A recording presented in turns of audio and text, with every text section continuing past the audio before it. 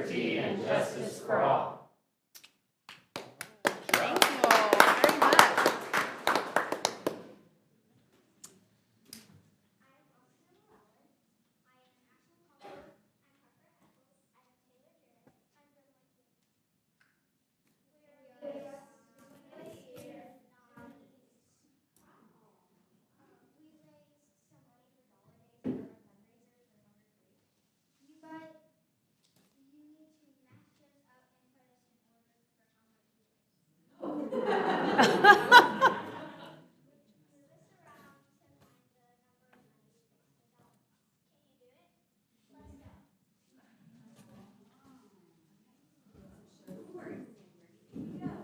Oh.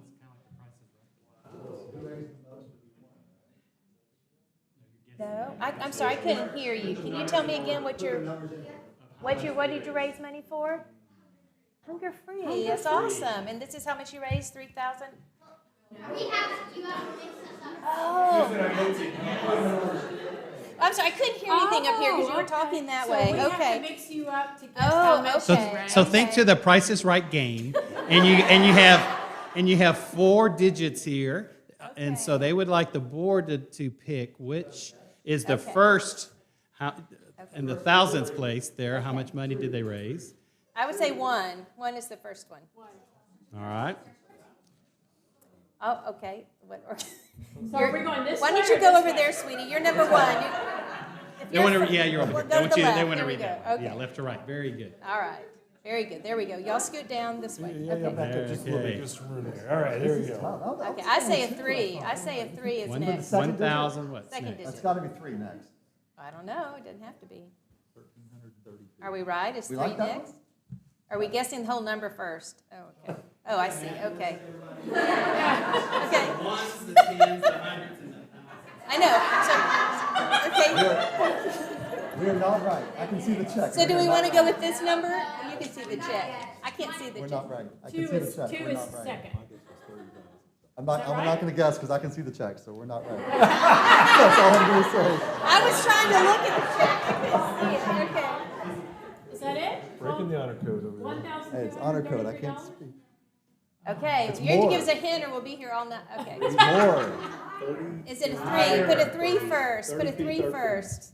3,000. 200. Then the 2. 213. No, 3, 3. Is it 3,231? 3,300? No, 3,300 is 3. Starts with 2. Starts with 2. Well, the 2's already there. She said no. And That's 3. Starts with 3,200. 2. Starts with 2. That's all I'm gonna say. I thought that was a 3. Aren't those 2 3s? Is that the right number? $2,313. Okay, so what we're gonna do now? So,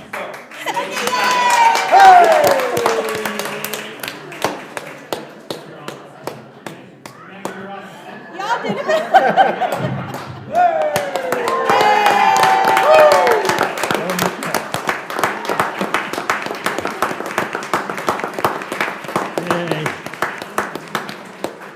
I love this. This is Stump the Board night. This is great.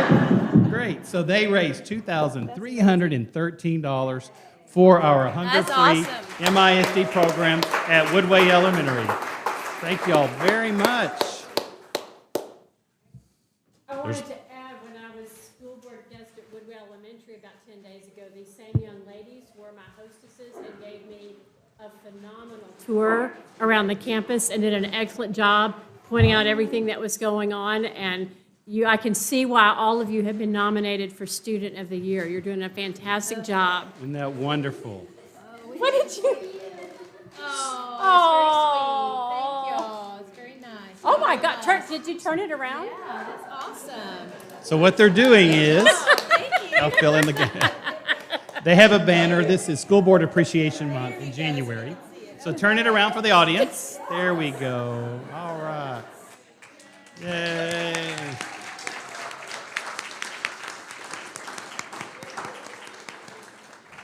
So as you might not have heard, these are students, nominees for Students of the Year for Woodway Elementary School, and they do host a board member, and this year's they hosted Mrs. Watts, and we're wonderful tour guides and hostesses for Mrs. Watts and her time there at Woodway Elementary School. And they prepared a thank you banner to thank our board for all of their hard work as volunteers to the community. So a round of applause for Woodway Elementary School.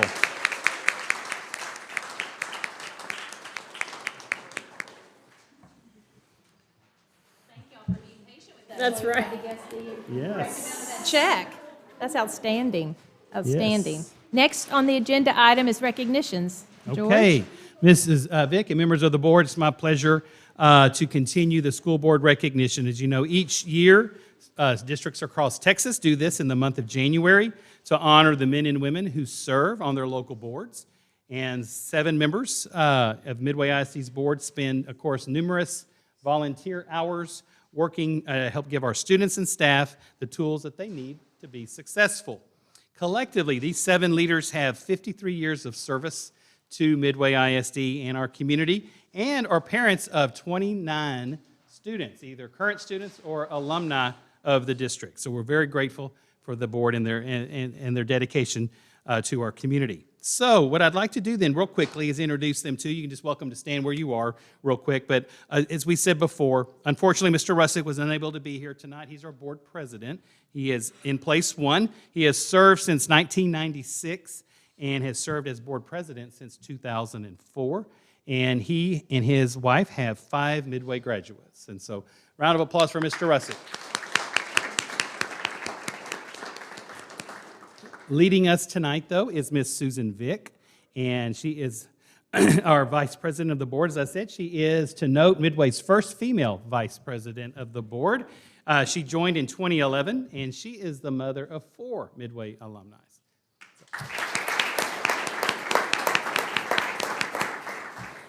Next, in place 5, is Ms. Pam Watts. She is our board secretary. Ms. Watts joined the board in 2016. She's currently our board secretary and has 4 Midway graduates as well. Thank you, Ms. Watts. So right to my right here is Mr. Colin Witt in place 3. He joined the board in May of 2021, and he has a 2020 graduate of Midway and 2 students that are currently enrolled in our school district. So thank you, Mr. Witt. And next, Mr. Brad Alford, place 4. He joined the Board of Trustees as a member in 2018. And Mr. Alford and his wife had 3 Midway graduates and a current senior at Midway High School. So thank you, Mr. Alford.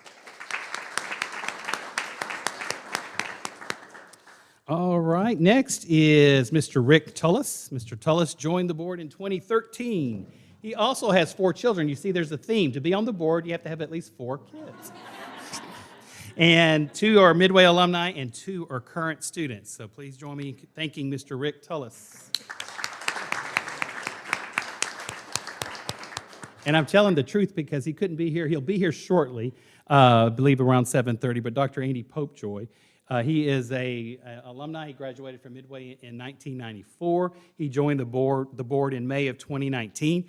He also has 4 children, and they span all the way from elementary schools to high school. So he should be here shortly, but please let's recognize Dr. Andy Popejoy. All right, as you saw when you came in, our schools, of course, as I said, host an individual board member at the school, and they also provide lots of thank yous and gifts, and so the board is enjoying those, and we do thank you for your service and your countless hours to our community and the hard work that you've done. It's been very, very hard on a personal note, as all of you can imagine. Added, I guess, duties included working through the pandemic and working through COVID.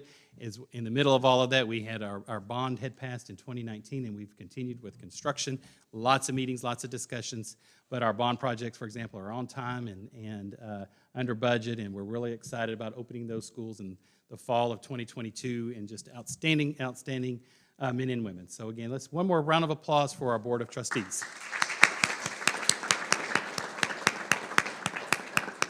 All right, let's continue with some student recognitions, and I want to introduce to you Ms. Allison Smith, our high school principal. I think she has an athletic award to give. So, Ms. Smith, and do I have, who's helping tonight with some certificates? Mr. Russick. So, Mr. Witt, you are the closest. So I'm going to have Mr. Witt do it. Midway High School cross country runner Reeve Tarter qualified to run in the state meet after earning a 10th place finish at regionals. And we'd like to say congratulations to Reeve. Is he here tonight? Yeah, there he is. He's hiding in the back. Come on up, Reeve.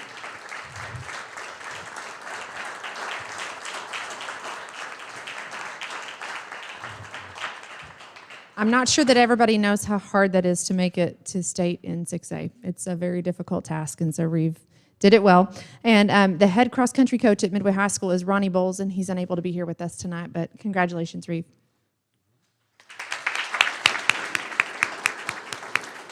Okay. And next, I'd like to introduce you to our Director of Fine Arts, Mr. Daryl Umhofer. We have a number of students that made all-state recognition in our fine art program. So, Mr. Umhofer, if you'll come forward. I got a fan. I got one. Good evening and welcome. I'm so honored to recognize our all-state band and orchestra members. Before I go on, I do want to let you know that we will recognize our all-state choir members next month. They're actually in rehearsal right now for a show that's this week. That's still going to happen. And so, all-state orchestra members. This year, 3 Midway Orchestra members, students, earned the prestigious honor of being named a TMEA, that's Texas Music Educators Association All-State Musician, which is the highest honor a Texas musician can get in a solo field, in our opinion. So congratulations to Alana Schubert,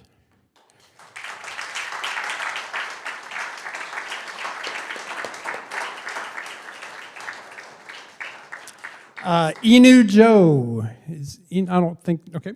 And then Brandon Raimondo. Yes, Brandon.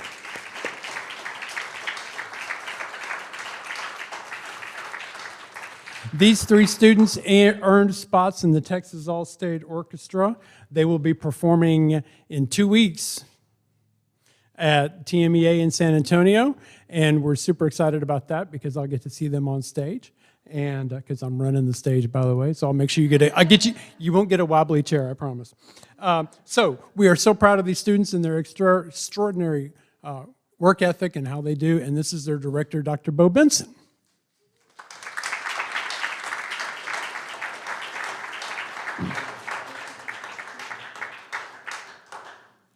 We also have an all-state band member. Come on up, senior French horn player, A.J. Watson.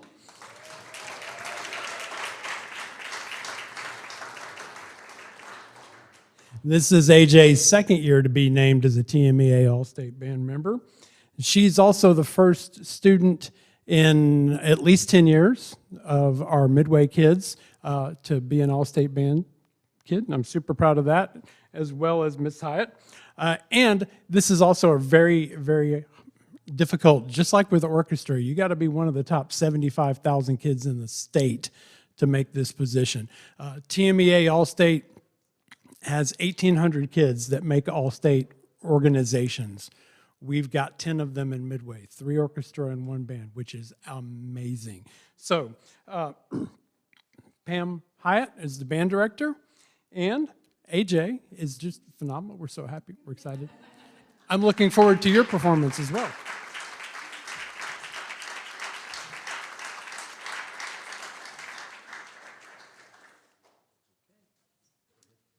No, some more. We've got a couple more here. All right. Now it's my pleasure to do some district-wide awards. And I am very pleased to introduce with our award tonight is the Learning Forward Texas Professional Learning Award. And the Midway Innovation and Learning Department was recently recognized as the winner of the 2022 award for Outstanding Professional Development presented by Learning Forward Texas. And so we're very, very fortunate and pleased tonight to welcome Lisa Ham, who is the Learning Forward Texas Executive Director, to present this award to our innovation and learning staff. So, Lisa, I'll turn it over to you.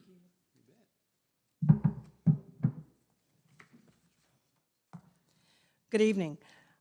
As he mentioned, my name is Lisa Ham, and I'm the Executive Director of Learning Forward Texas. We are the state affiliate of the national organization Learning Forward, a nonprofit educational association of learning educators committed to one vision in K-12 education: excellent teaching and learning every day.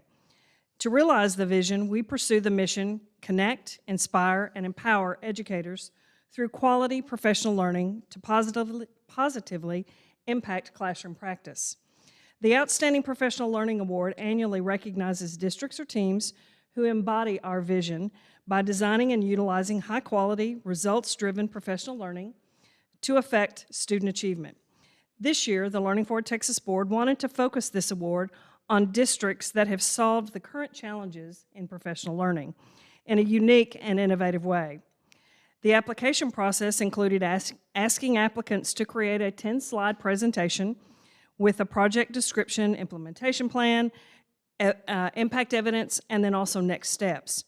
The board was very impressed with Midway's ILN, that's the Innovation, Innovation and Learning Network, because they knew the amount of work that went into this, creating such an ambitious project. They're live with innovation. I won't say it near as fun as they do, but live with innovation and learning. Game Night Live and Midmark Movies were informative, relevant, and presented in a fun and easy-to-participate environment. And the bonus was, the games, it included prizes. What teacher doesn't love canes and Kona and all kinds of prizes? So Becky Odejima, Director of Learning, Director of Innovation and Learning, and her team are definitely innovating to connect, inspire, and empower teachers and staff. And we want to recognize them for making a difference in Midway ISD. So on behalf of the Board of Learning Forward Texas, I'm proud to present Becky and her team with the Learning Forward Texas 2022 Outstanding Professional Learning Award. So I'm going to call their names out and have them come forward and we'll take a picture. So Sarah Collins, Jessica Fasani, Amy Platt, Tori Shainfeld, Chris Woods, Jackie Friedholm, Rachel Lieber, Carolyn Yos, Lauren Phipps, Tony Donaghy, Adam Miller, and Cheryl Roberts.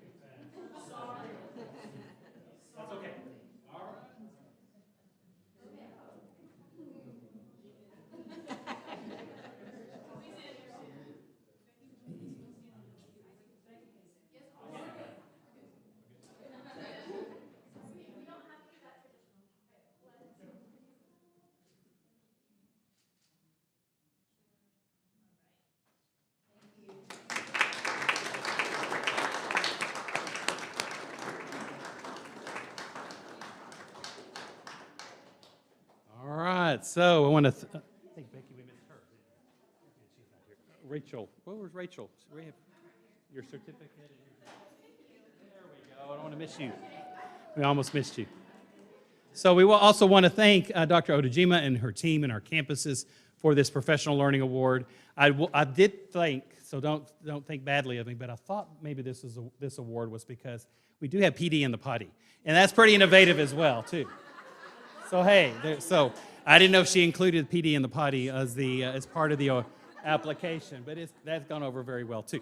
So anyway, moving forward. So thank you, Ms. Ham. Welcome to Midway ISD. Glad you're here. Please come back. All right, folks, I have one final announcement about some district-wide awards. And the U.S. News and World Report evaluated thousands of public schools to identify the top performers in their 2021 rankings for elementary, middle, and high schools. You may have heard U.S. News and World Report about colleges, and now they've moved into public schools in the public arena to rank them. So 4 Midway schools are in the top 10% of elementary schools statewide. That includes South Bosque, which is in the top 2% of Texas elementary schools. River Valley Intermediate is in the top 4%, Spring Valley in the top 8%, and Woodgate Intermediate in the top 9%. And this, again, is out of 4,446 elementary schools in Texas. So let's give them a round of applause.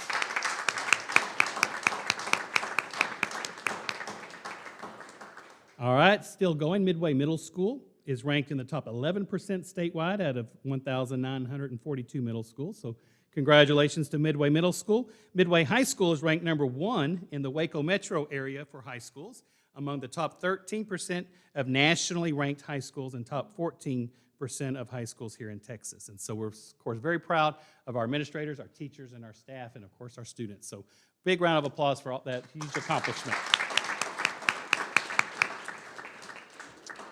All right, and then finally, I would love to introduce now to you Ms. Susie Pagel, who's our Executive Director of our Education Foundation, to talk about some grants, right? And I think we have Jennifer Getterman with her, too, to join you. So Ms. Getterman and Ms. Pagel, turn it over to you. Thank you. Jennifer Getterman is the grant chair for the Education Foundation. The Grant Review Committee met and carefully considered a large grant request, and we went out in December to award the grant, so we're here to celebrate that with y'all today. The Horizon Group really came through this time, won 2 grants. I'm going to invite them up, Dr. Willis and her team, Jackie Villarreal, Davina Derrick, Sherry Whitfield, Kimberly Johnson, Marva Harrison, and Joy Fanner, won a grant for $3,410 called Excellence is on the Horizon, Professional Etiquette Training for Personal and Career Success. This is a business etiquette training for the Excel Group. And their grant was for $3,410 and named in honor of Alliance Bank. Let's do them all at once.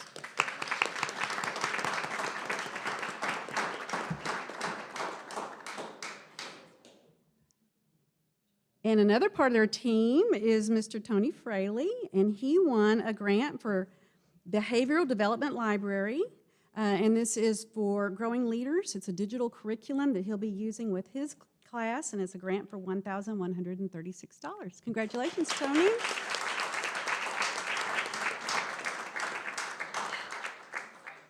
And then, oh, go ahead. I've got another one still. No, not for DAV. Let's get that one, yeah. And Horizon.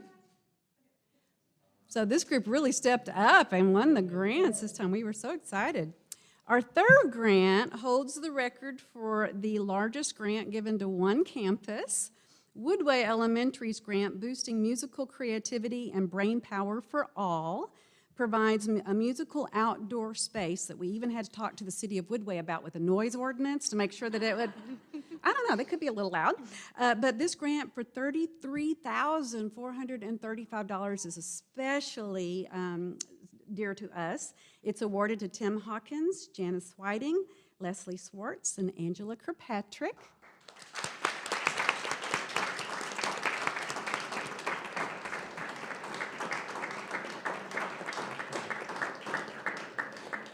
And another special thing about this grant is it was a partnership between the Education Foundation and named in memory of Susan Vick's mother. So we were very excited to name this in memory of Mrs. Strasburger.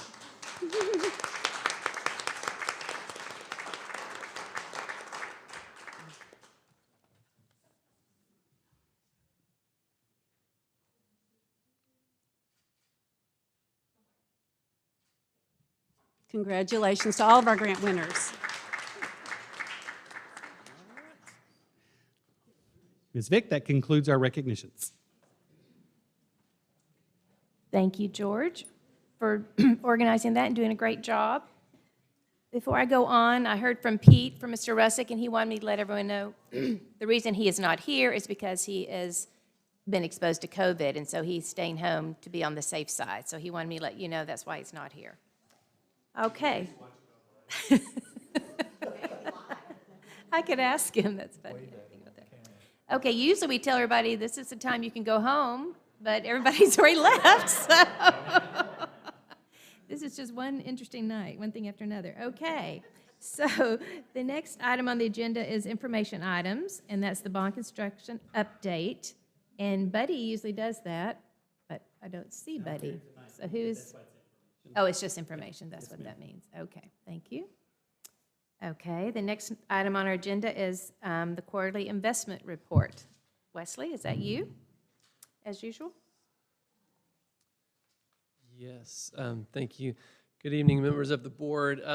If you have any questions on the investment report, feel free to ask and let me know. Otherwise, I'm going to move into the financial report. We'll take a look at the December financial report. We'll start with, let me turn this on, skip down to page 11 of the report that shows our property tax collections. Generally, December and January are our highest month for tax collections. We had a strong month in December. We collected $24.8 million of our taxes. That's 45% of our adjusted levy and our budgeted taxes for the year. So that's a couple percentage points higher than we typically are at the end of December. So we're off to a good start on our tax collections.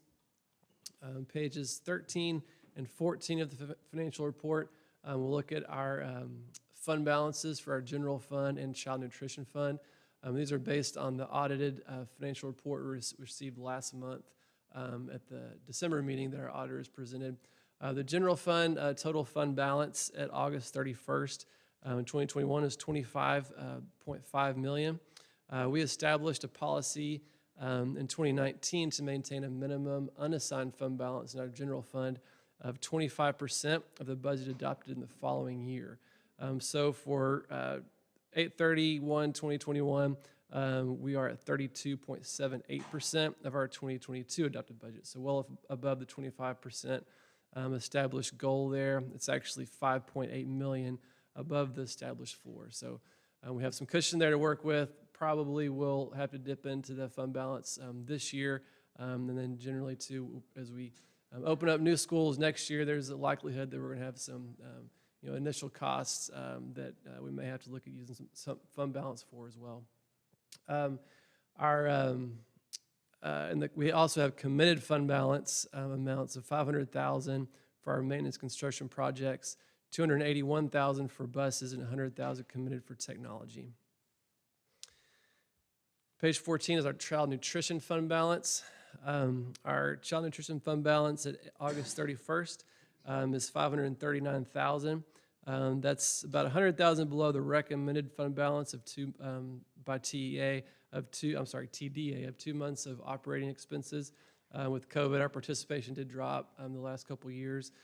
So we expected to have to drop below kind of what our recommended balance is. This year, through the fall especially, our participation was really high and continued just to increase. So we expect to be able to increase that fund balance amount at the end of this school year.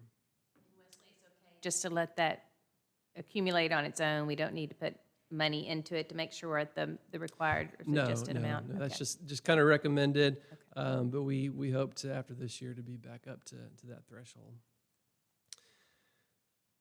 Finally, we have budget amendments 22-7 and 22-8 in the consent agenda. 22-7 is related to the litigation settlement agreement, so some attorney fees. And 22-8 is to repair and restore a water line that broke behind the high school over winter break. We're looking on our ADA numbers. It looks like we're still in the 95-ish% range. Is that right for attendance? Yes. I saw it was in there. Right. On page 10 is our ADA for the first 6 weeks. The third 6 weeks, we were at 79.30. So a little bit less than the second 6 weeks, but pretty flat. And our attendance percentage was 95.7%. So we were improving there through the third 6 weeks. I would expect with, kind of the flare up at the first of the semester, it probably will drop a little bit for the fourth 6 weeks. We still don't really know where we're going to land yet. Have a sense of that? No, not for the year, but in next board meeting, I will start putting together a projection for our general fund where we expect to kind of finish the year based on attendance percentage, ADA, tax collections, and all those pieces. Is there any help from the state this year, or what's the discussion there from TDA? There is some. They announced for the first 6 weeks. We haven't heard anything. I haven't for the second semester. So we're just going to kind of wait and see. Made a lot of different provisions, as Mr. Brooks said, for the first 6 weeks due to the surge, of course, of Delta. Did not anticipate Omicron, of course, and so they've been pretty silent about what they're going to do now. I think they're just still waiting because it's some districts are still closing as it is now, things like that. There's this month of January. So I'm sure they'll wait at least another month or so before they may come out with some form of ruling or some type of formula to hold harmless districts and things like that. Because I know ours is lower than traditionally, but there's been districts in the areas that have been the 70% and things like that. So, I mean, we've been 85 and above, certainly over 90% now, which we're very, very pleased with. But for a couple of weeks, yeah, it was pretty tight there with low attendance. But ours was limited in those couple of weeks, but I'm just saying there are districts that are many, many weeks of low attendance and school closure. So TEA and the commissioner have a lot of decisions to make and a lot of work to do to figure out what they're going to do with districts this year with funding. We're better off than so many other districts. We had been, Yeah. but still, we Closed, were completely closed. we were lower in ADA, and that would hurt us unless the state takes that into consideration. Numbers are up in some of those. Do we feel like the changes to those formulas are going to end up maybe helping us a little bit in that respect?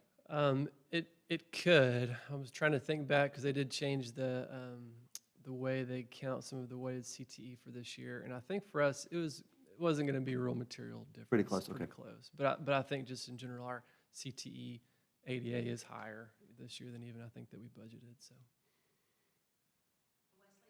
Break damage anything at the high school? Where was it? Well, it happened the weekend before our back-to-school staff, breakfast at the high school, and so the weekend before, the kitchen was full of water and mud, and it was kind of a mess. So we called Target Restoration, and they came in and took care of it quickly. And kitchen staff, they commented they didn't even notice that anything had happened. I mean, some things were kind of out of place, but they couldn't even tell. But then it created this huge hole in the ground, like this big cavity underneath the ground, and so.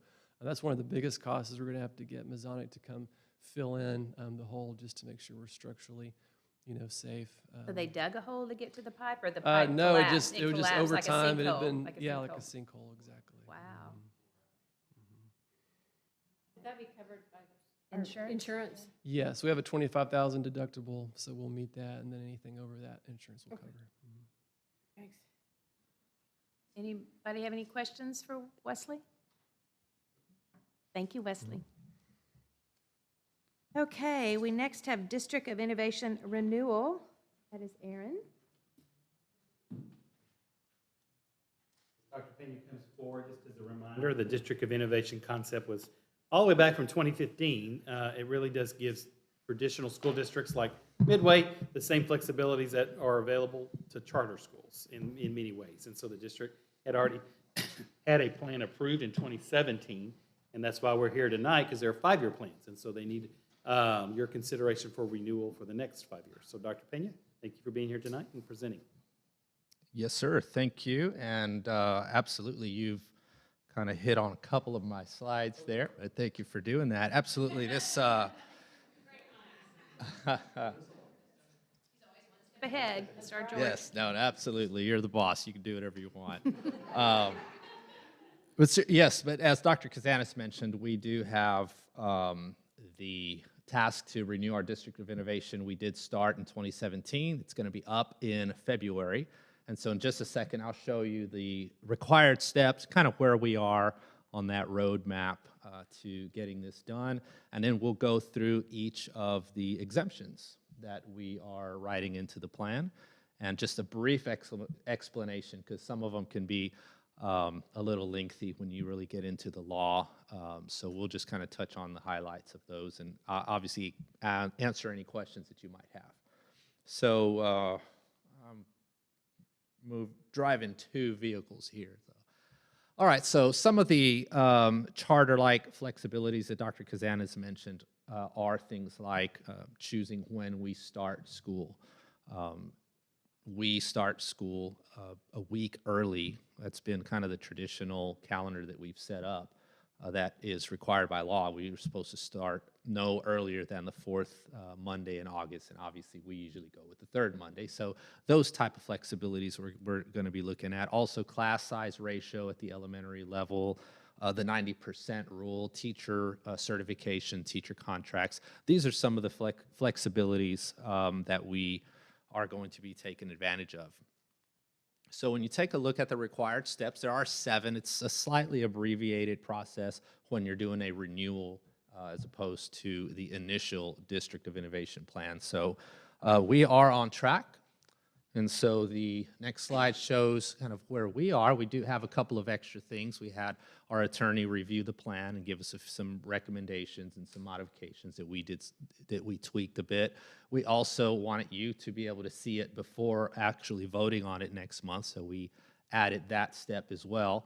But we're on track, so we are approaching step 5 there. I have a little kink. I needed Pete Rustick's signature tonight, but we'll get that another time. I'm going to have to just check my OCD a little bit, and we'll modify the January 26th date. No problem at all.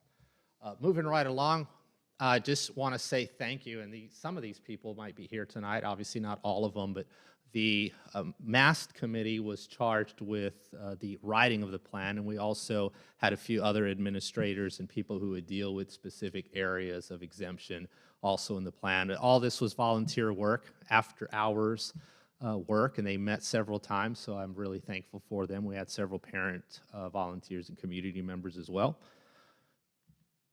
So we will get right into it. Now, we do have several of the exemptions that we have had for the past 5 years moving forward.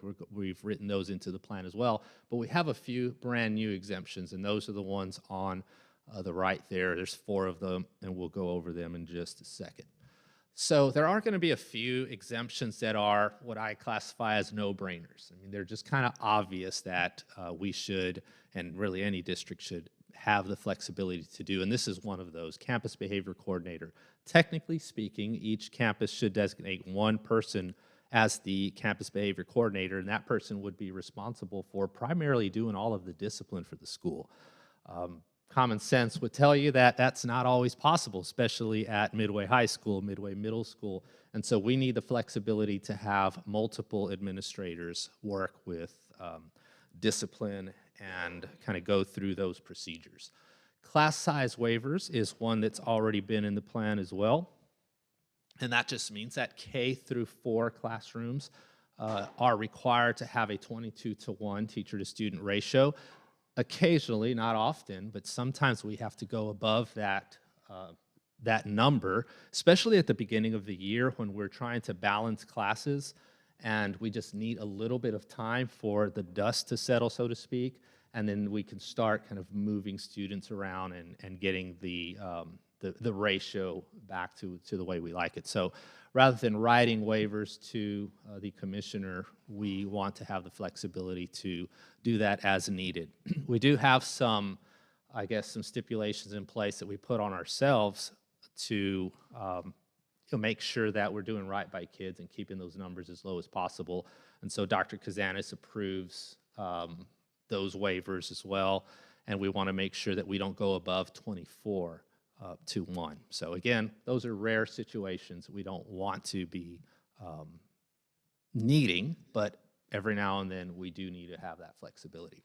Another piece to this is we have to write a waiver if we don't use the District of Innovation exemption. We have to write a waiver for each classroom. So if we go over by 3 students, you know, in a grade level, those 3 students have to be in one class. So that would need to go to 25, or we would have to write a waiver for each class. And so we just need the flexibility to do what's needed.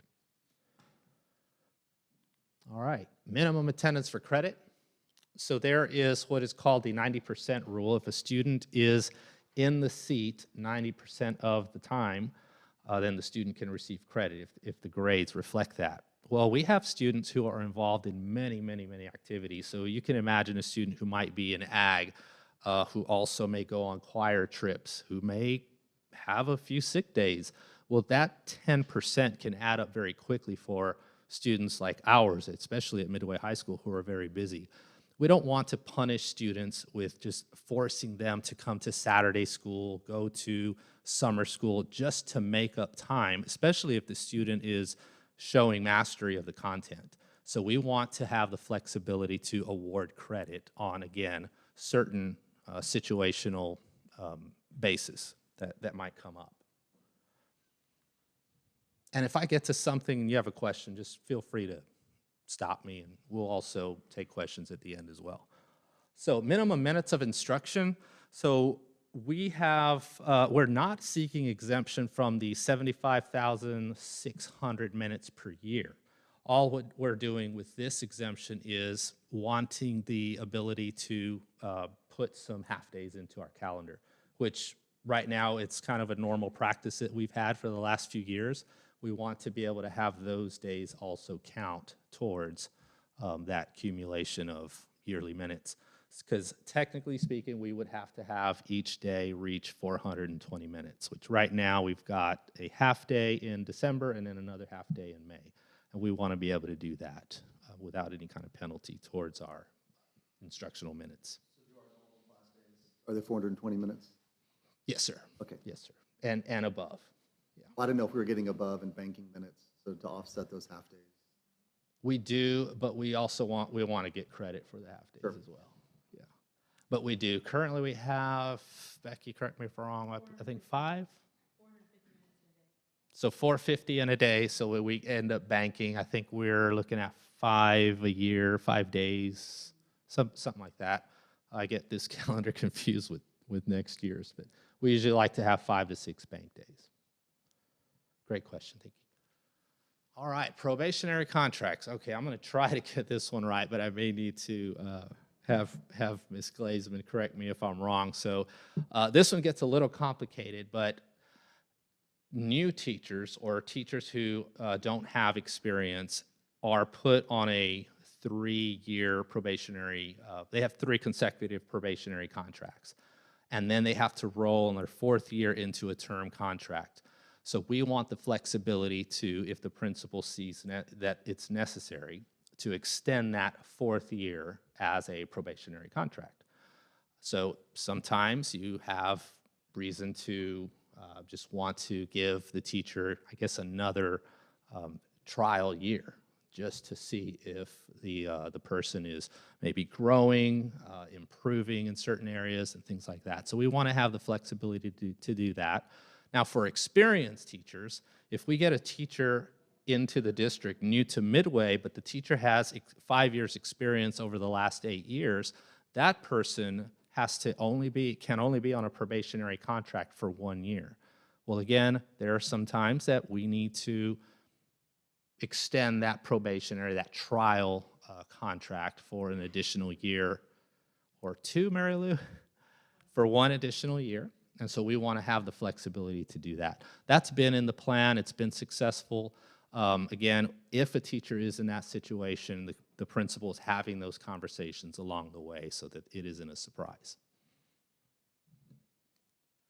And then the next one is school calendar. Like I mentioned before, this is a pretty easy one. We want to have the flexibility to start usually a week early is kind of what our public and our employee feedback lets us know that we like to start usually that 3rd week on that Tuesday in August. So we want to be able to continue to do that. And we could, with this, have the flexibility to extend into June, but again, the public likes to be done before Memorial Day, so I don't see that changing anytime soon. And then the teacher appraisal system. So we want to have the flexibility to develop a growth and performance piece into our teacher incentive allotment, and that's being developed right now, so we don't want to have that as part of our teacher evaluation system. Currently, we're using what's called T-Test for teachers and T-PES for principals, so we are using those systems which come from TEA, but we do want to have the flexibility on that piece that's supposed to be assigned to teachers that is covering growth and student performance. We want to be able to have the flexibility to put that in our teacher incentive allotment plan. And teacher certification.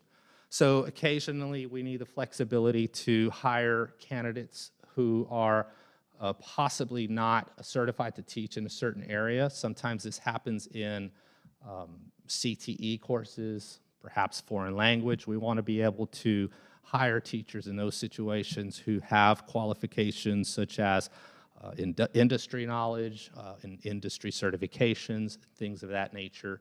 And so we want to have the flexibility to sometimes go outside of just strictly the SBEC certification that is required by law currently.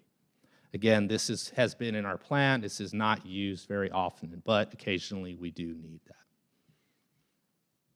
All right, this is one of the new ones that we're putting into the plan this year, ejection of individuals from facilities. Now, it may be hard to believe, but every now and then, especially at sporting events, adults don't act as we would want them to, and we want to give our administrators and our SROs the ability to remove an individual from the facility without going through a lot of the bureaucratic steps. So some of those steps would be that we are saying that we will no longer be required to do is maintaining a written log of verbal warnings, providing written notice of the appeal process at the time of ejecting an individual, internet posting of the requirements and the appeal process, the ability to appeal the decision to the school board within 90 calendar days. So some of these things we just feel that aren't always necessary. Of course, we can follow these as well, but there are some individuals who just need to be removed immediately, and we need to give our professionals the ability to do that. Location of DAP services. Again, we want to have the flexibility to not use this all the time, but occasionally, if we have a student who is removed for disciplinary reasons to DAEP, but it may not pose any threat to allow the student to come back and finish a particular course, if the student is getting a certain kind of certification, if the student needs a certain course, and it's only offered at Midway High School, for example, and he or she needs that course for graduation, we want to be able to have the flexibility to bring the student back onto campus to receive that specific course. And again, this would be handled in a very situational kind of manner and making sure that the safety of all students is the first priority. All right, suspension of third grade and below. Again, this is another new one we want to add. Currently, we are not allowed to suspend or I believe it's third grade currently. So we want to give our principals and our assistant principals the authority to occasionally suspend a student who might be violent, who might be bullying, who may be physically harmful to a teacher.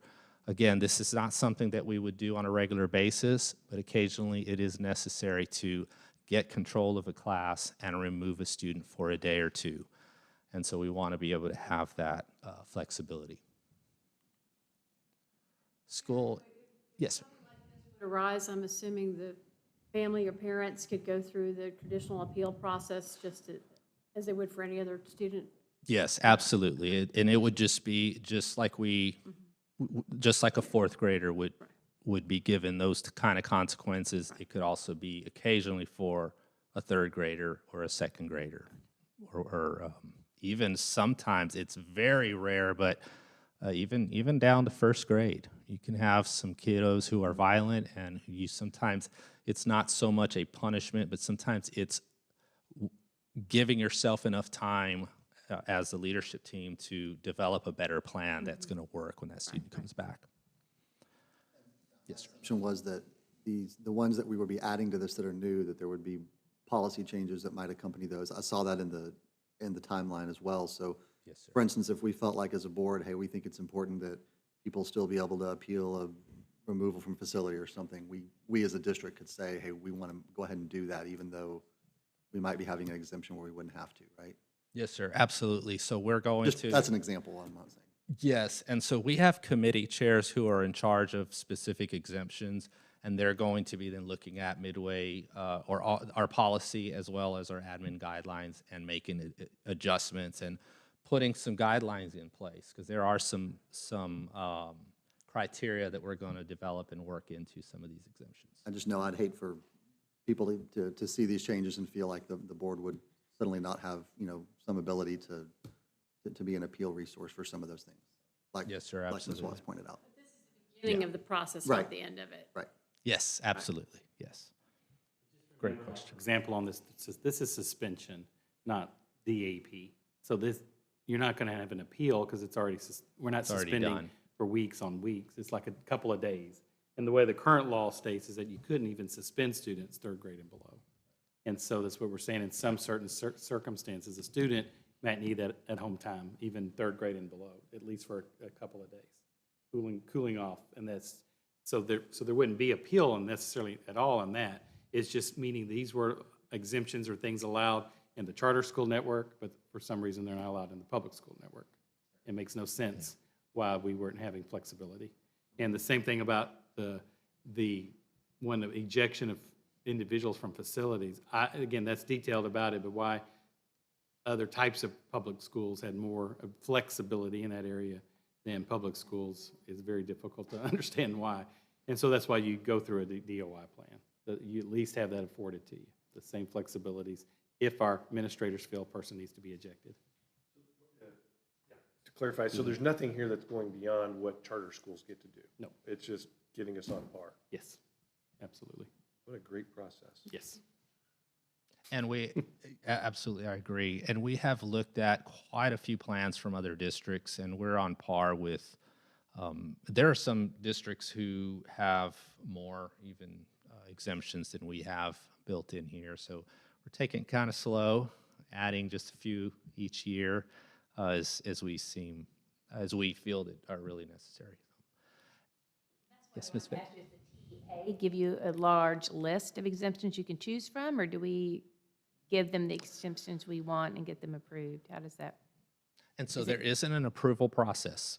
You guys, the board approves, and then we just submit it to TEA. Okay. So the part that we really are careful at making sure that we're not overstepping anything is when we have our lawyer take a look at it, and she feels good about each of the ones that we're putting in place. Yeah, we had some discussions. The other Dr. Johnson and Ms. Glazeman and I had discussions like, how does some district get away with some of the things that they're putting in their plan? So we feel we're still on the conservative side, but getting that flexibility that we've been needing. As you get ideas for the exemptions as other school districts' plans. Yes, yes, absolutely. And so then the last one, again, one of the no-brainer types, it's school interruptions. We technically are only allowed to come on the PA system and address the school once a day.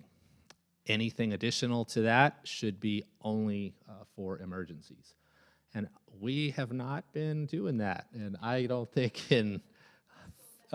exactly. And I've been an administrator for 17 years, and I think we've been breaking that law in every school I've been at. So we just wanted to go ahead and put that in the plan, because there are times where you just need to get on the PA and address, okay, the soccer game has been canceled or whatnot, and we need the flexibility to be able to do that. And our administrators are very good about not interrupting instructional time unless it's absolutely necessary or at key times during the day that makes sense. And that is the end of the exemptions list. Are there additional questions? General question, and I realize I'm new here, but I'm curious to know, it shows on here this was posted online a month ago, back in December, for public review. What was our process of sort of notifying the public that this was there for them to review it? Just putting it on the website. We also let the MAST committee know to invite anybody. We, opened it up for public comment, or we had a public meeting at our last MAST meeting.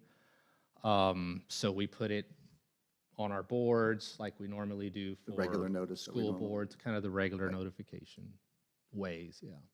Unfortunately, we didn't have anybody show up. Well, and I'm not surprised, and and again, I realize I'm new, and every month is like a new set of things that go on that month that I'm learning. I wasn't expecting this at all, so I feel like I didn't know that there was even public comment available on this. So, yeah, I think 5 years ago we didn't get any public that came, any public members of the public that came forth as well. And it seems like pretty relatively harmless stuff, but curious in general about our approach. Kind of unties the hands of our administrators and our staff so they can do what they need to do so we can continue to hit the level of excellence that we're committed to. If we want to do something, but there's an outdated policy that's getting in our way, let's work around that and amend that. Yeah. Like the one announcement a day thing, that just sounds obsolete. Yeah, and that's a good way to put it. There are some laws that just tie your hands, and you just need some flexibility. Honoring the spirit of the rule, but if we're tweaking the letter of it, if you will. Let's do what's best for our campuses and our kids and our teachers. Yes, ma'am, absolutely. All right. Thank you, everybody in the room that was part of that, and all the parents and volunteers. I'm glad we have that, so. Yes. Very good. So next agenda item, Aaron's just going to stay there. It is the 2020-2021 Texas Academic Performance Report. You All will right, present well, that. you have the full report in your packet. The challenge is, how do we make this a little bit different than what we went over in July? If you remember, in July, we went through grade by grade, subject by subject, test by test, looking at how we did compare to the 2019 year, and then also how we did compare to the region and the state. And just as a quick reminder, we did not have significant losses like we were expecting from just all that we've gone through. And then also we were ahead of the region and the state across the board, which we were proud of. So this time I thought, well, let's kind of follow tradition. Usually when we, and for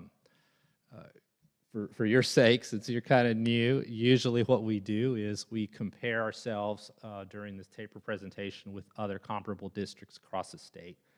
And we're going to go ahead and kind of continue in that tradition today. So if you take a look, we have these, ourselves included, 12 districts across the state, some in the Panhandle, some in the Houston area, Central Texas, Dallas area. Now, we have modified the list a bit because some of the districts have just grown and the demographics have changed, and so we are looking at districts that are between 5,000 and 12,000 students across the state, but also have an economically disadvantaged population between 20% and 40%. So districts that tend to look a little close to Midway. And these are the districts that look like Midway across the state. We removed Alamo Heights. It was small, and the economically disadvantaged population was much smaller than ours. And we also removed, because they're larger than us now, they've grown quite a bit, Burleson, Forney, Magnolia, College Station, Grapevine, Wiley, and Tomball. We had districts we were comparing ourselves with that were already approaching 20,000 students. And so we wanted more of an apples to apples comparison. And so these are the districts. And I wondered why they dropped off, and then why we had these schools I've never heard of on here. Yes, yeah. And so the schools that we did, the districts that we added were Hutto and Georgetown. And then the ones that we kept were Port Neches, Groves, Royce City, Lubbock Cooper, Montgomery, New Braunfels, Midlothian, Friendship, Canyon, and Forney. They've been on the list that we've usually looked at. So again, these are the schools that are close to us in size and close to us in economic disadvantaged populations. So we'll go ahead. There is the comparison. We're close to right in the middle as far as size goes, with just above 8,000 students. And Port Neches being the smallest, Georgetown being the largest right now. And our economically disadvantaged population compared to the other students, we're a little bit lower, but most of them are right in the 30s. Again, Friendship ISD is at 40%, and then the lowest at 25% would be Midlothian. Yes, sir. Susan's question, just as a quick reminder, that with the TAPR report, this is called, and what's required is just simply our data. Meaning all we could do is, again, regurgitate what you've already received in terms of our STAR scores. What we had done several years ago, just as a quick reminder, since Mr. Witt is on the board, is just we wanted to just look and really see how we compare with peers. And that's why these peer-type districts were done for a number of indicators, not just, one test or things like that, as you'll see through the report. And so this is just unique to us. So a TAPR report does not require this. So just and then so why districts were dropped or that is really because, as he said, two criteria: enrollment sizes and economic disadvantage sizes. I didn't realize the other schools had grown that much. So I'm just saying but to Mr. Witt, so he understands these aren't required to do. We do it here in Midway just to kind of see how peer districts like us and where we stand with some of these different subjects. We're trying to make the data a little more interesting. All right, so we'll go ahead and go through the 2021 accountability. Remember, before 2020, we were not rated, and then also in 2021, we're not rated, even though we do have scores, and we can certainly take a look and look at the comparisons like Dr. Kazan has mentioned. So let's go ahead and get into it. First off is our reading or ELA scores compared to other districts. These districts, again, they're like us, apples to apples, and we are at the top. We're very proud of how we look, 83%. Now, these are ranked according to the approaches level. Now, there's 3 levels, 3 passing levels: approaches, meets, and masters. We just went ahead and put all of the data on this one chart, but we ranked us according to that light blue, the approaches. And again, we were a little under Montgomery's meets score, but ahead of everybody else and ahead of everyone in the masters and approaches. So really proud of ourselves. All right, going on to math. Dip just a little bit there. We got Canyon and Montgomery ahead of us on math, but I must say, it might be the competitive side of me, but Montgomery only tested 92% of their students, where Midway, we tested 98% of our students. And that percentage not tested can make quite a difference. And so I have no doubt that we're coming after you, Montgomery. Economically disadvantaged, again, Montgomery is 26%. We're above 33%. So we do have a few more challenges. So I'm really proud of how we've done in math, 86%. The other 2 schools are just at 87%, even though they're above us, just very slightly. All right, we'll go on to science. Science, we jump back up to the lead at 87%. We're actually tied with Montgomery in science, but we went ahead and put us at first because we are at 68% and 41%, both above everyone else with the meets and masters. So we're doing quite well in science. And going on to social studies, 83%.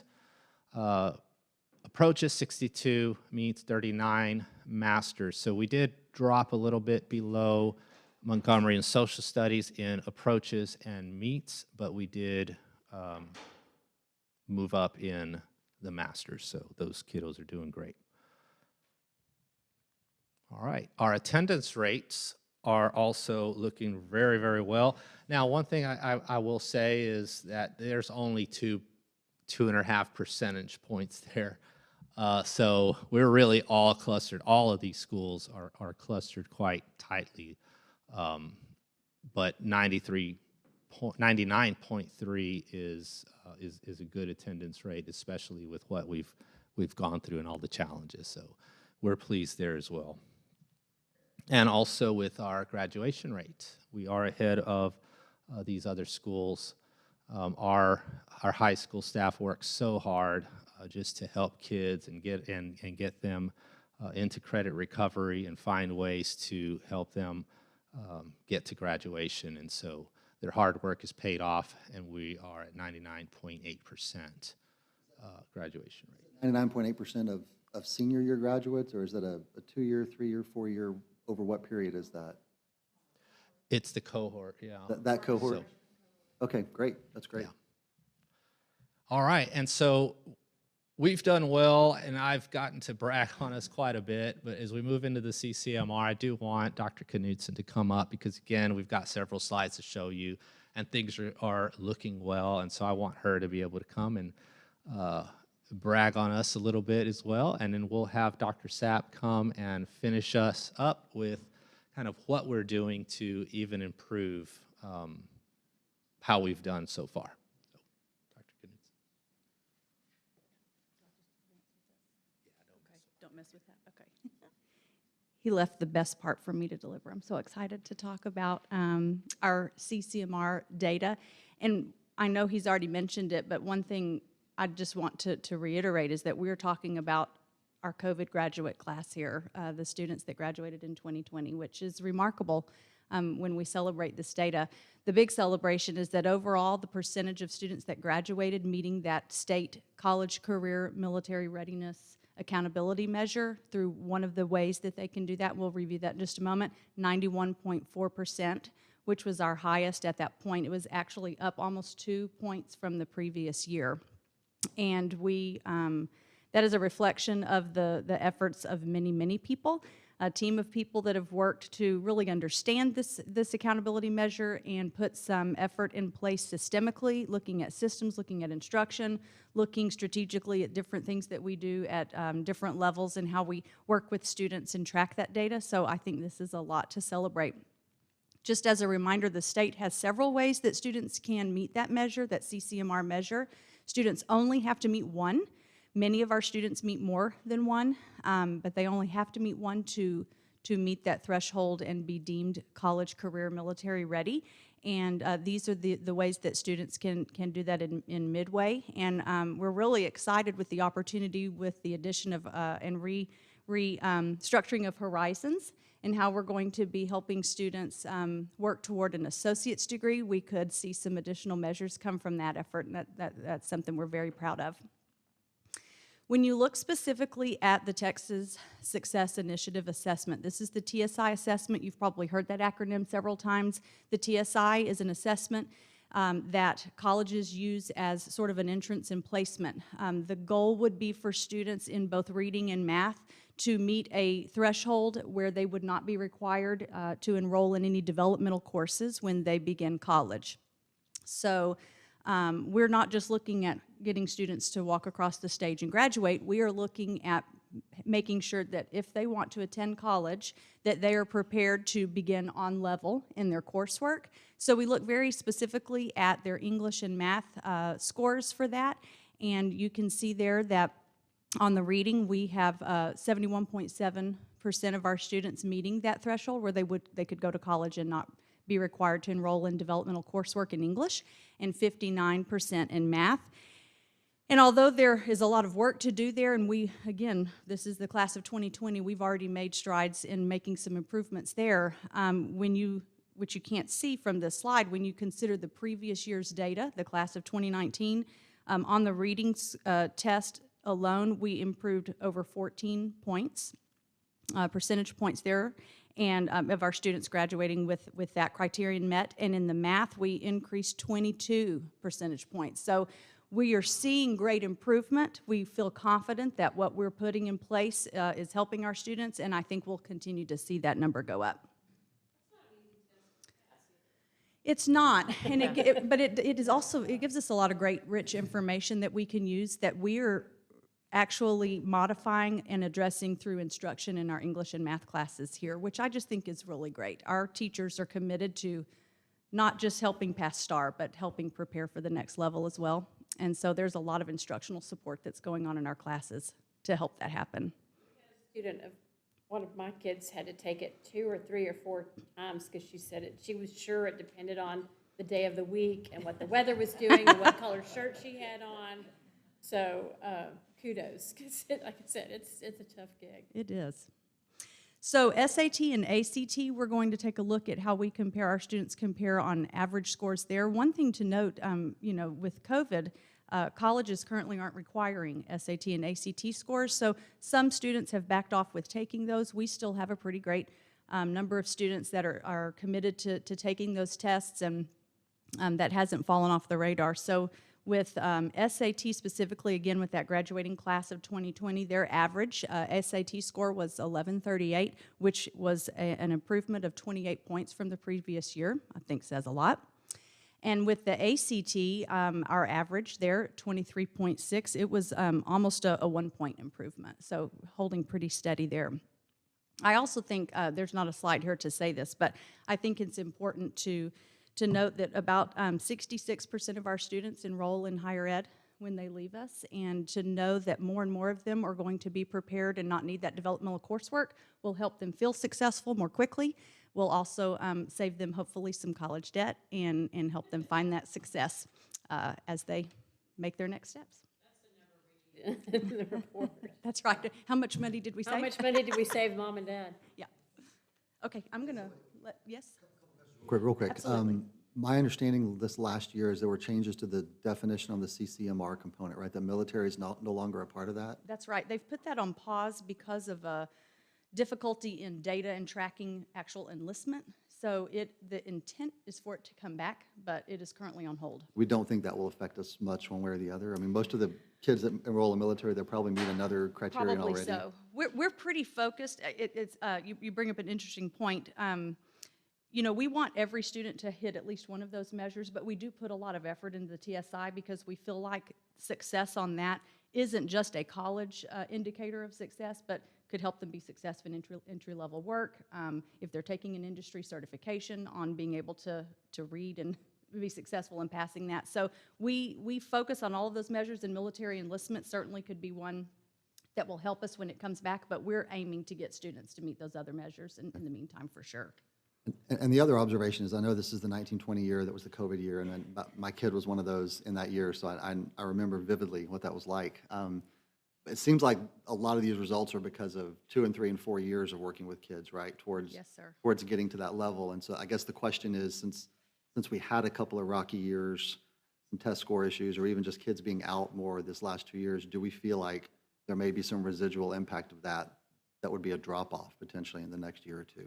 We certainly anticipate that, and in some of our early, we didn't stop doing some of the college and career military readiness measures. That wasn't anything that fell off tracking like some of the other components did. So we still had students in that 1920 year take SAT, take ACT, take TSI. We continued our instruction in those, and in the next school year, we continued instruction as well and testing on all of that, and what data we have received already on all of that, we continued in that upward trajectory. Great. So although we did anticipate there may be some drop-off and wiggle room and gaps in some of that learning and in the data that's captured for it, if fewer students took tests or worked toward industry certifications, that was a big dip. We still are seeing rises in other measures where overall our percentage has continued to go up on the CCMR in general.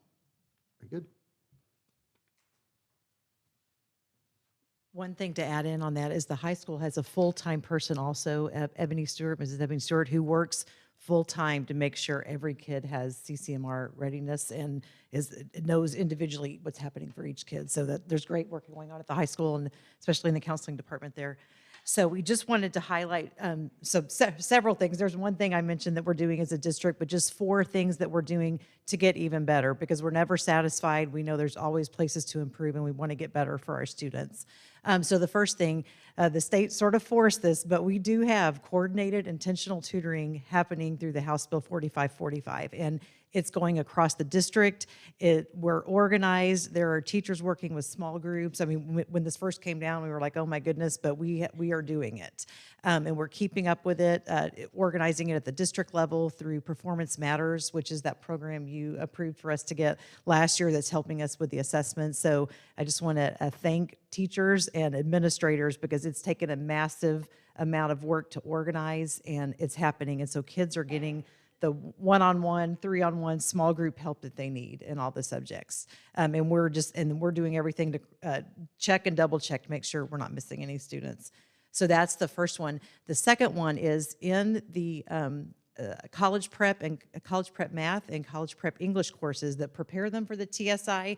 If they get to their senior year and they still are not quite ready, this year we were able to get through the state for free the Texas College Bridge program. And so the state was offering that free. The great thing about that is Texas College Bridge has an MOU, so a memorandum of understanding with over 40 higher education entities in Texas. That means if a student goes through our college prep math here at Midway, college prep English here at Midway, they won't have to take the remedial course.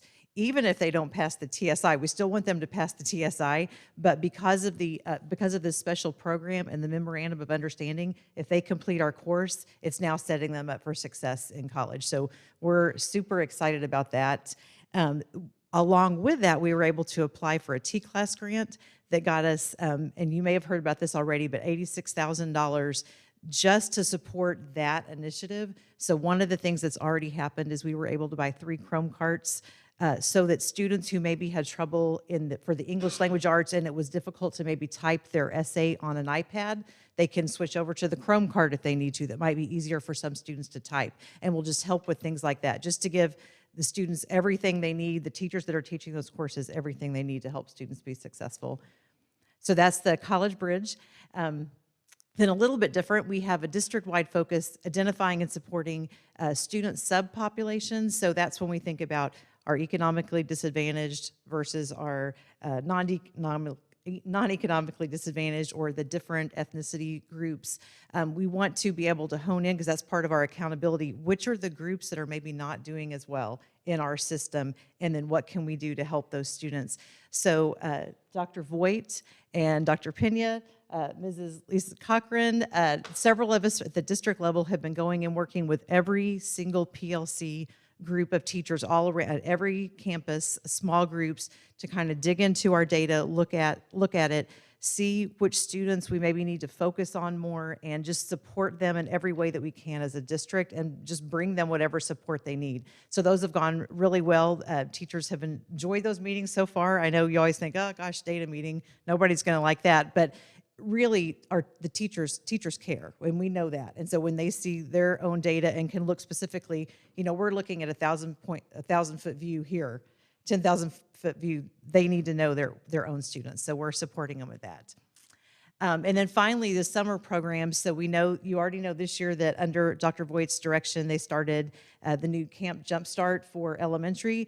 That went very well, was very successful. You've heard about that, and that's full steam ahead moving into the summer, and then just other programs. So all of these things, we're doing everything that we can as a district to just systemically put things in place so that we're reaching all of our kids and that kids don't fall through the cracks. So those are just a few highlights. There's tons of other things that we're doing, but what questions do you have about the TAPER report or any of these initiatives that we're doing? The Texas College Bridge program? Yes. You said it was free. Is it Yes. going to be free for a certain number of years? Are we going to pick up the cost? That's the big question. But we were paying for another program, and if we do, and so now we're not having to pay at all. And so if we do have to pay, we might go back to an amount we were paying. But for at least this year and the next few years, it's free. So it's saving us some money for at least a little while.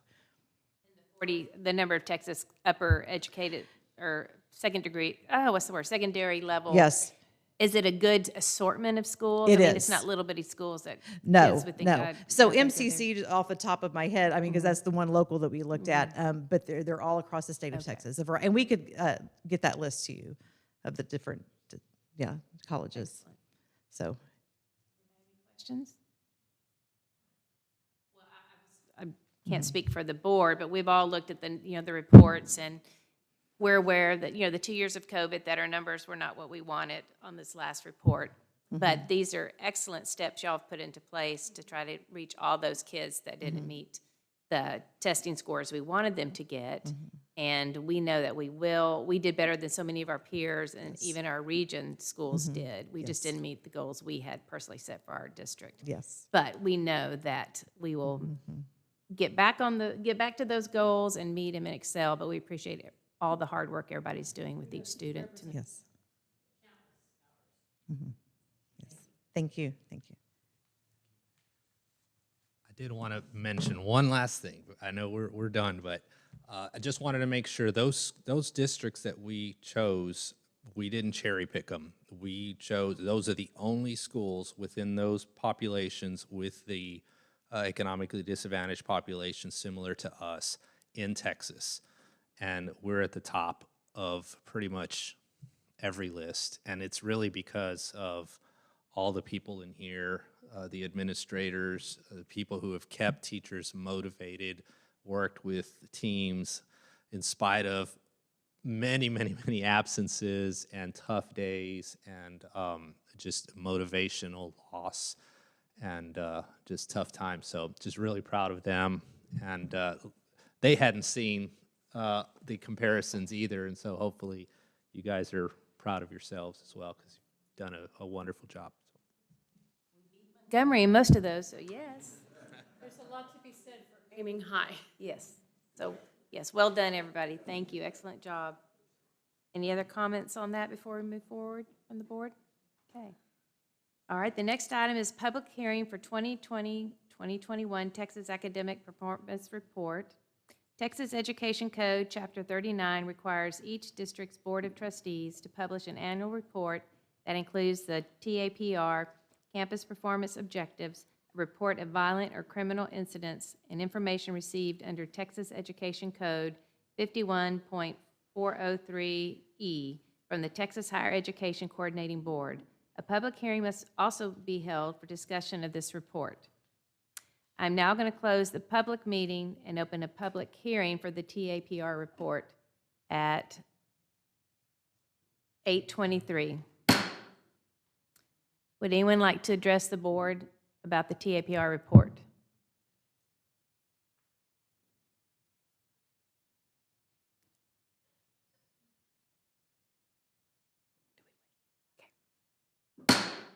I will now close the public hearing for the TAPR report at, oh, we didn't make a minute. Still the same time. Okay, 8:24. Probably should have waited a bit longer. Okay. Okay, do I need to say I'm opening back up our meeting? Not written. Okay, we continue. Now we're on to the consideration items.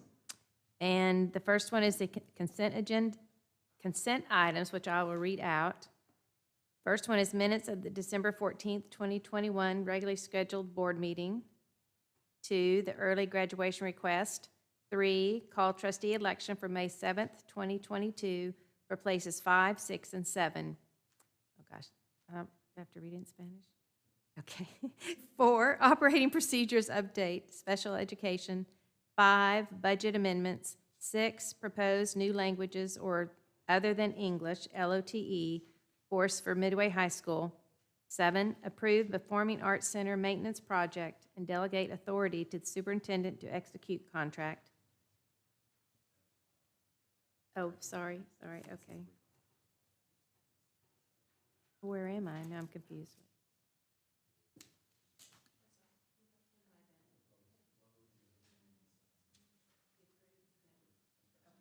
I just didn't need that one. Okay, so the last one, which of mine is 8, approve construction delivery method for Performing Arts Center maintenance project.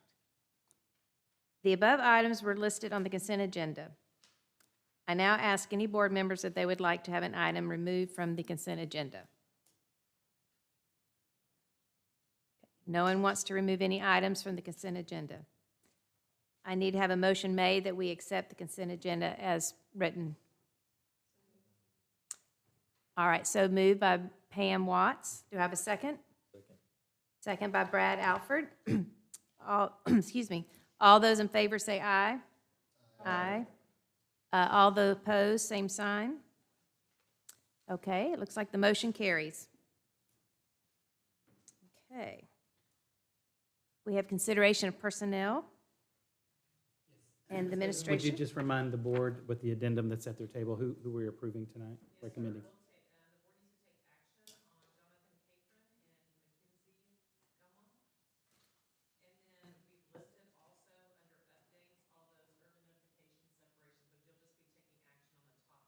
Mm-hmm.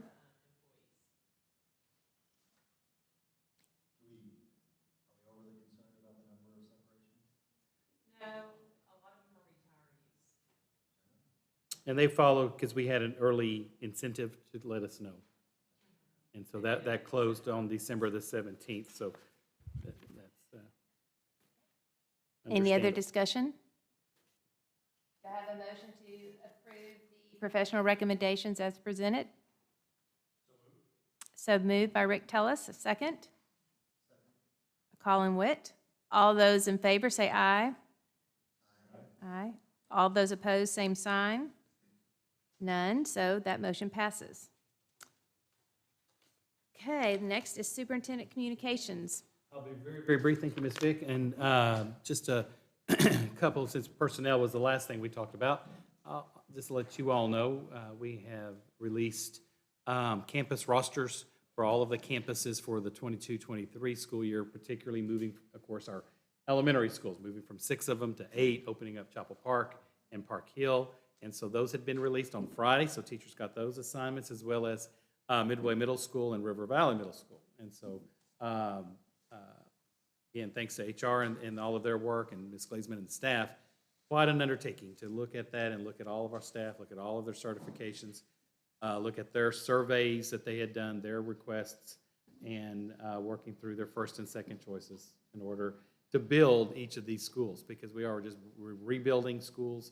And we're excited tomorrow afternoon. We have kind of a meet and greet where the staff are invited to meet with their principals. Some of them may be the same one, but they're also welcoming new staff members to their schools, and as well as staff members going to a different school too, so they can meet their new principal, things like that, and other teammates. And so we're having, I guess, a meet and greet, right, Ms. Marlin, tomorrow afternoon at all of the schools. And then from that point, of course, we've got to get back to business and complete this school year, but we'll be continually working on that building of the schools, building the momentum to open, of course, in the fall of 2022, and hopefully be able to do some tours, or at least as much as we can toward the end of the school year for the staff as the buildings get more and more complete and safety, so they can get in and see some of these new spaces. And so very excited about that for our staff.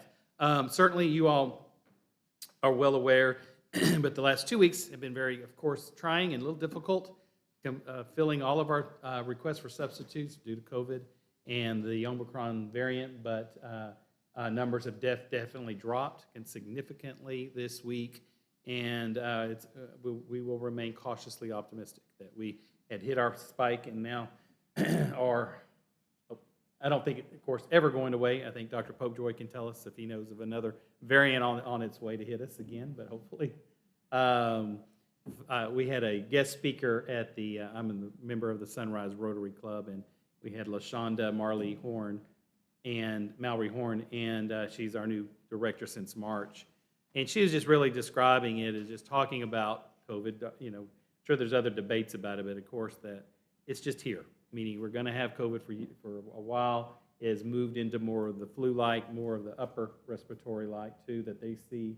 There's a lot of cases, but not as, of course, as serious cases, but people still are breaking through with, even if vaccinated or boosted, breaking through, getting it and things like that, but not nearly as serious. And that's what we're seeing anecdotally with our data, with our students and with our staff and coming on board.